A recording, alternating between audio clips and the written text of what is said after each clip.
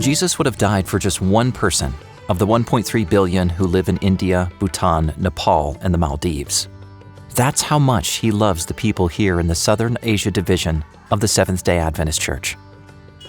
The work of the Adventist Church began in Southern Asia and India in 1893. 5 colporteurs, 2 from America and a family of 3 from New Zealand, arrived to share the gospel of Jesus Christ. The next year brought another missionary, Georgia Burris. The mission board of the Seventh-day Adventist Church paid Georgia's passage from the United States to India. Once there, she was responsible for her own living expenses. But God provided in miraculous ways. Later, she married a fellow missionary, and together they ministered in India for 40 years.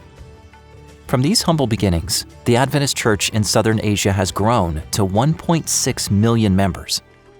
We praise God for this growth. But the vast majority of people in this region have not yet heard the good news about Jesus. Less than 1% of the population are Adventist. The Maldives, a country of 392,000 people, has no Adventist work. More than 800 languages are spoken in Nepal, Bhutan, and India. We have materials in only a handful of those languages. And yet church members, such as global mission pioneers, are sharing the love of Jesus in communities throughout this vast territory. Urban centers of influence have been established in cities, and thousands are being helped through schools and medical institutions. Shir Memorial Hospital has been treating the sick in Nepal since 1960, and there are 11 more Adventist hospitals that offer holistic medical care in India. Thousands receive a holistic education at 144 Adventist secondary schools and 9 institutions of higher education across India, including Spicer Adventist University. Hope Channel India broadcasts in 9 languages, sharing stories of encouragement and inspiration to people such as Rajesh. Overwhelmed with financial difficulties in his family, Rajesh just couldn't concentrate at work. He lost his job and became depressed. One day he came across Hope Channel India's prayer line and asked for prayer.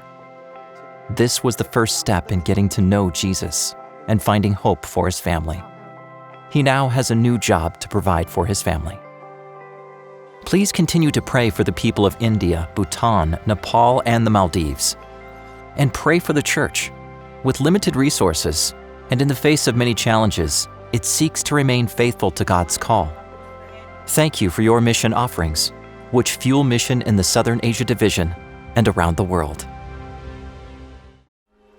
When Sarah's husband left her 4 years ago, she knew she had to find a way to support herself, but she didn't know where to look for a job. She prayed for direction, and God impressed her to share His word with the people living around her. Sarah began visiting her neighbors and their homes. I prayed for the sick, and they got well. I prayed for those who had evil spirits, and the spirits went away. I prayed for those who couldn't have children, and they were able to start a family. Some people were happy when Sarah visited them, but others didn't like it. One day, Sarah visited a family who was worshiping an idol. They demanded that she worship with them, but she refused. One young woman angrily plunged Sarah's hand into a pot of boiling oil. I prayed, and when I removed my hand from the oil, it wasn't burned at all. The next day, the young woman's father called Sarah to apologize. He asked her to pray for his family. Sarah was happy to uplift this family in prayer. Now they are changed. They have accepted God, and they worship with us. 5 families witnessed Sarah escape serious injury that day. They were amazed, and they too have asked her to pray for them.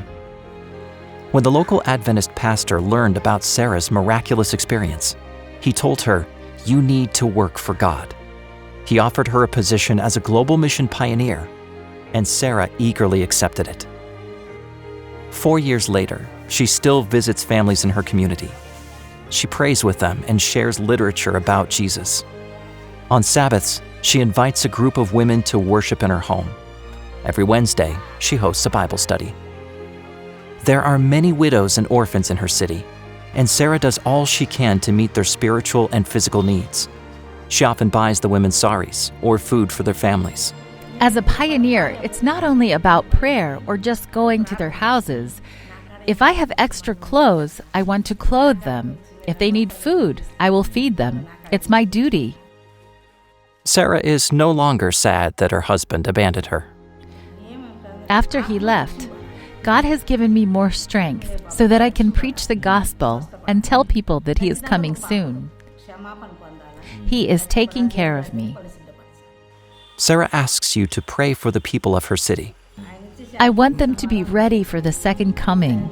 I also want to appeal to everyone to be an example to others and serve them wholeheartedly.